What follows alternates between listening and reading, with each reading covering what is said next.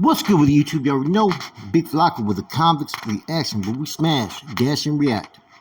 Please hit the like, subscribe, comment, do all those things to help support this channel, and hit that bell notification for future fire reactions. Now let's get to it, man. As you already know, there's been a lot of stuff that's been hitting the internet in regards to Blue Devil and Mr. Criminal. So the reason why I'm going to be doing this video, right, is everybody knows I don't really care too much for Blue Devil, and I don't really care for Mr. Criminal. So my opinion of this whole situation is always going to be unbiased, because I don't really care for neither one of these individuals to be siding one way or the other. And you're not going to pull no fast ones. You're not going to sit there and manipulate me or spin your narrative to where I'm going to side one way or the other when I see shit right in front of me. Now, off the top, I thought it was very interesting that it was Blue Devil that released that his phone was lost, or his phone this and that, and there may be messages that may be putting out there, you know, through the wrong people that have his phone. You're gonna tell me that everybody that, you know, is out there, you know, in the streets and whatnot has YouTube channels or has access to get at these individuals just to drop shit? That's the thing that for me was a red flag. Was Blue Devil was doing a video ahead of time saying that he thought his messages were going to be put out there, maybe towards a certain rapper, and that he hopes they don't, right? It was already being put out there. Like, it was basically like a setup.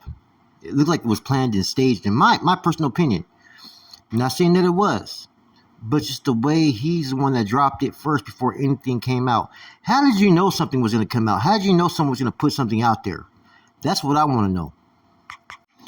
Now, truthfully, man, this stuff should have never been put out there on the, you know what I'm saying, YouTube airwaves, right? Social media or anything. Now, do I believe that it was Blue Devil that potentially put him out there? Potentially, he could have. Maybe this deal fell through. I think Mr. Criminal, man, was trying to use too much of his influence as far as who he is and whatnot, trying to pursue Blue Devil to take certain videos down. And, you know, one thing I will say, Blue Devil held his ground. Like, why? Unless you're gonna pay me, I ain't taking anything down.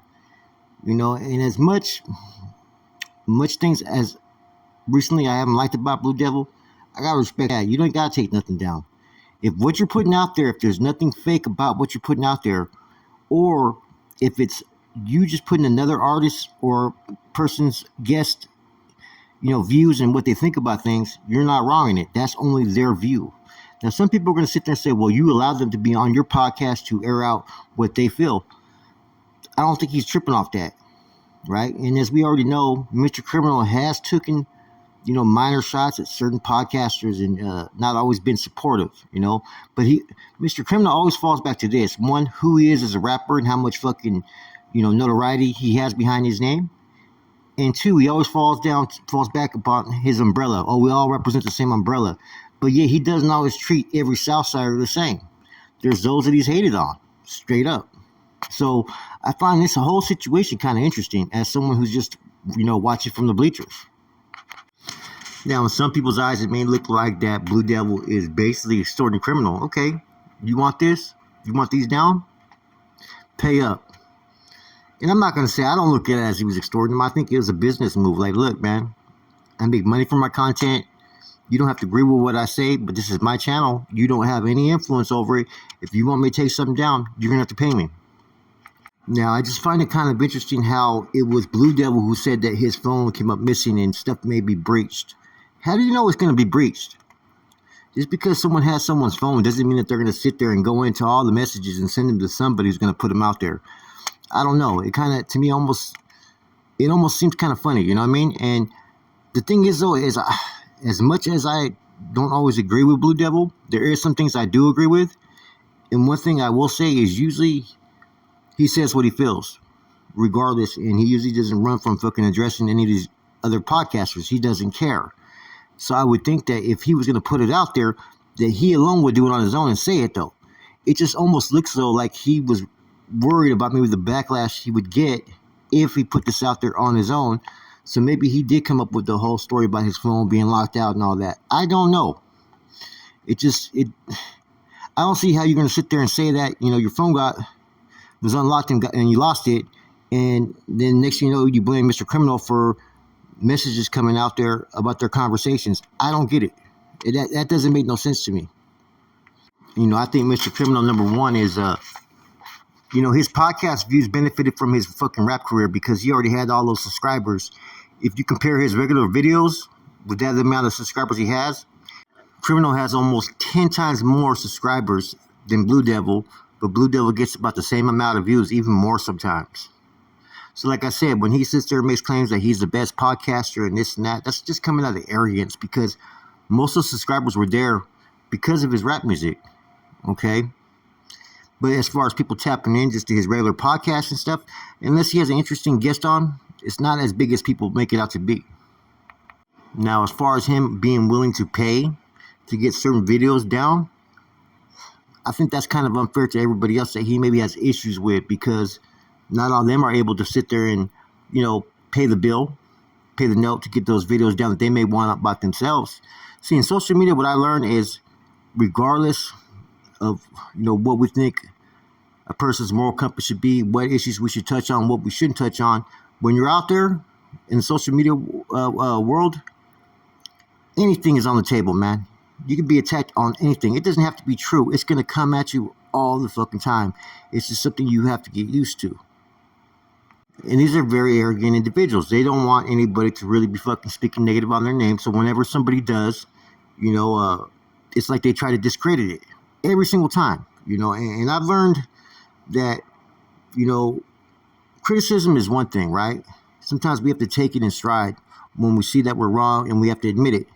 But, I get it from the standpoint of sometimes people do put out false narratives and lie about people. And it could be frustrating as a podcaster. But these are not lies. These are people's personal opinions from their dealings with them.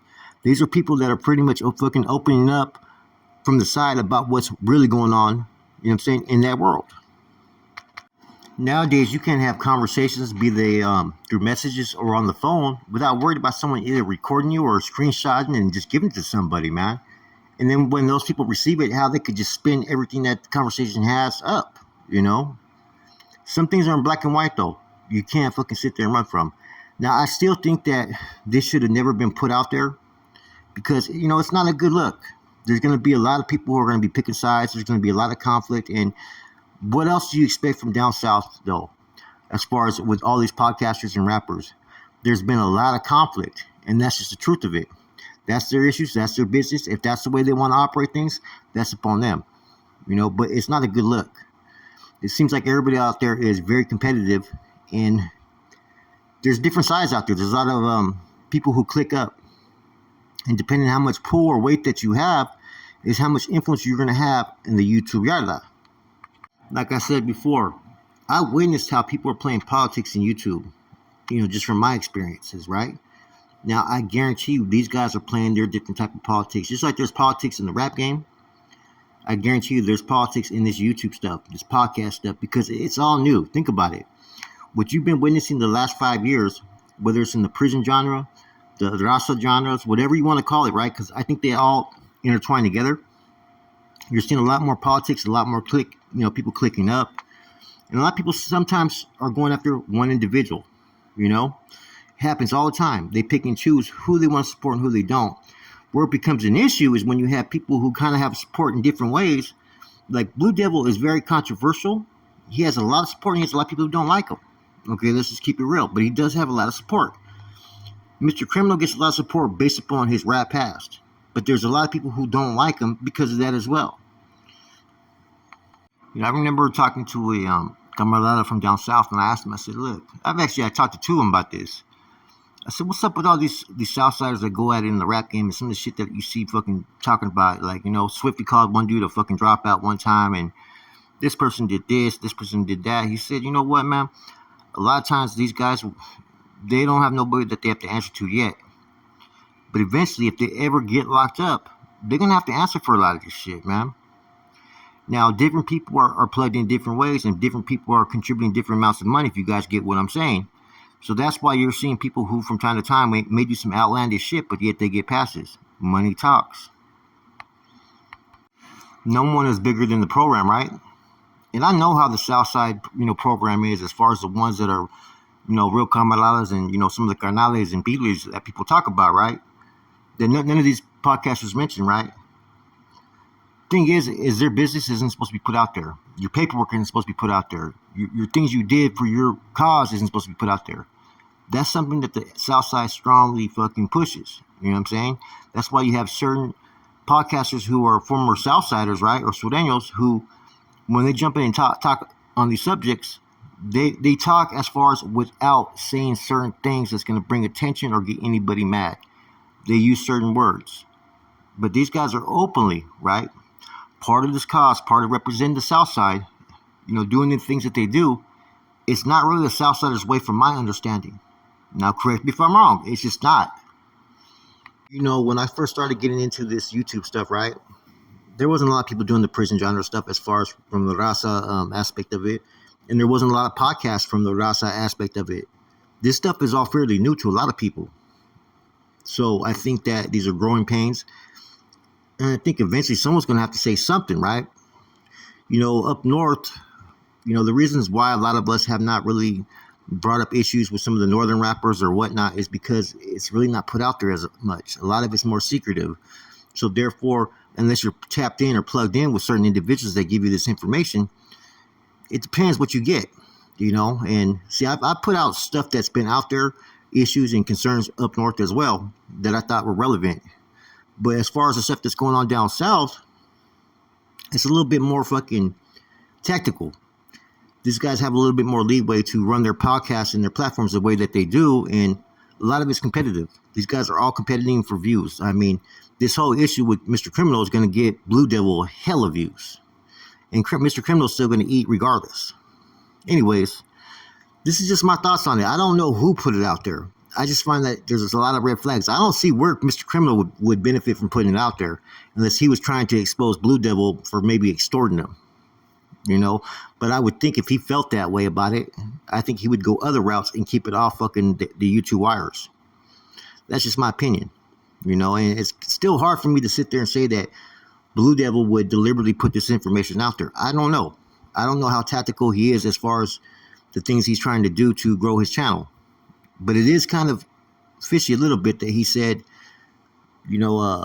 days before anything was dropped, that he lost his phone and that stuff may be breached on it based upon him losing it. Now, I'm not saying that he's the one, but it's, like I said, someone knows something, and eventually, hopefully, that comes out. With that said, man, these guys are going to go at it. Like I said, they're both arrogant, and they're both competitive, and they're going to get the views. So, can't hate on it. Just do what you do. With that, I'm out.